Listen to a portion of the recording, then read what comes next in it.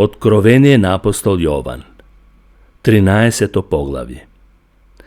И видов како од морето излегува звер кој имаше 7 глави и 10 рогови, а на своите рогови имаше 10 круни и на неговите глави богохулни имења. Зверот што го видов беше како леопард, неговите нозе му беа како на мечка, а устата му беше како уста на лав. Змејот му даде својата сила, својот престол и голема власт. И видов една од неговите глави како да беше смртно ранета. И неговата смртна рана заздрави и се зачуди целата земја и тргна под зверот. И тие му се поклонија на змејот кој му беше дал власт над зверот. И му се поклонија над зверот и говореа: кој е како зверот, кој може да се бори против него? И му се даде уста што зборува големи нешта и богохулства. И му се даде власт да прави што сака 42 месеца. Тогаш ја отвори својата уста да хули против Бог, да ги навредува неговото име, неговиот шатор и оние кои живеат на небото.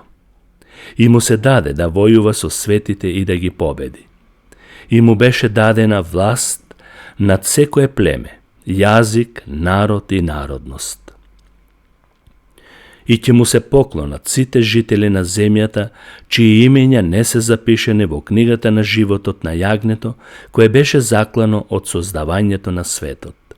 Кој има уво, нека слуша.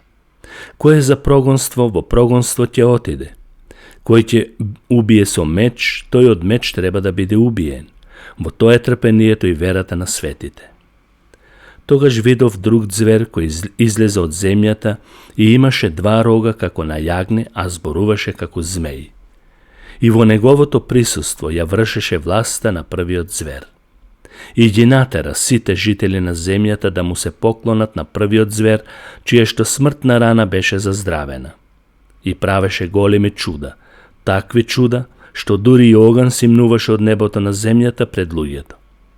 И така ги мамеше жителите на земјата со чудата кои му беа дадени да ги врши пред зверот, и им говореше на жителите на земјата да направат лик над зверот, кој имаше рана од меч и остана жив. И му се даде да вдахне дух во ликот над зверот, така што да може ликот над зверот да проговори и да направи да бидат убиени сите кои нема да му се поклонат на ликот над зверот. И им нареди на сите мали и големи, богати и сиромашни, слободни робови, да им удри печат на нивната десна рака или на челото, за да не може никој да купува или продава, освен оној кој го има знакот или името над зверот или бројот на неговото име. Во тоа е мудроста. Кој има разумност, нека го пресмета бројот на зверот, зашто е број на еден човек, а бројот му е 666. 14 поглавје.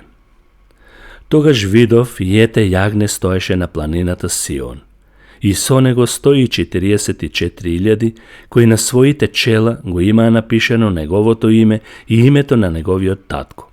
И слушнав глас од небото, како шум од многу води и татнеш од силна грамотевица.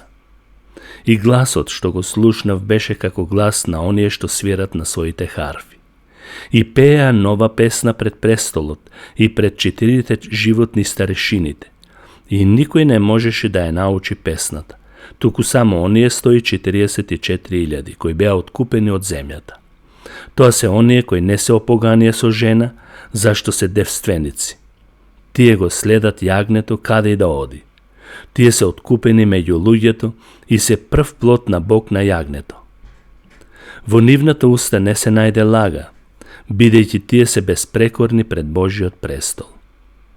И видов друг ангел кој леташе сред небото со вечното евангелие и го проповедаше на оние кои живеат на земјата, на секој народ, племе, јазик и народност, викајќи со силен глас: плашете се од Бог и дајте му слава, зашто дојде часот на неговиот суд, и поклонете му се на оној кој ги создаде небото, земјата, морето и водените извори.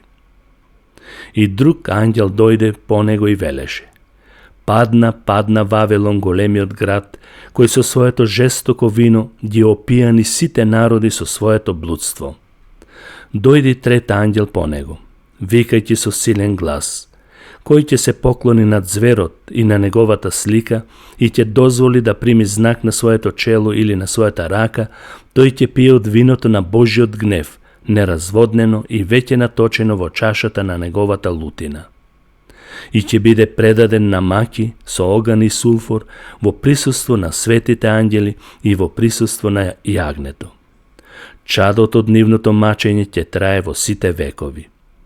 И нема да имаат починка ни дење ни ноќе оние кои ќе се поклонат над зверот и на неговата слика и ќе го примат знакот на неговото име. Во тоа е трпението на светите, на сите оние кои ги чуваат Божите заповеди и верата во Исус.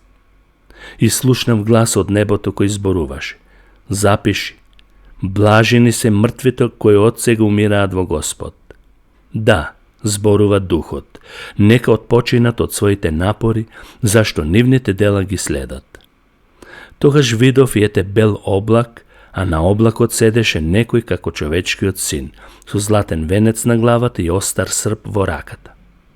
И друг ангел излезе од храмот, викајќи со сиот глас на оној кој седеше на облакот: замавни со српот и почни да жнееш, бидејќи дојде часот за жетва. Земјата е зрела за жетва. И тогаш оној кој седеше на облакот замавна со српот на земјата и ја ожнеа земјата. Потоа и друг ангел излезе од небесниот храм и тој имаше остар срп во својата рака. Од жртвеникот излези друг ангел кој имаше власт над огнот и извика со силен глас кон оној кој го имаше остриот срп и рече: замавни со остриот срп и обери го грозјето на земното лозје, зашто гроздот му е веќе зрел. И ангелот замавна на земјата и го обра земното лозје и го фрли во големата каца на Божиот гнев. А гроздјето во кацата беше изгмечено надвор од градот и потече крв од кацата дури до уздите на коњите, на растојание од 1600 стадии.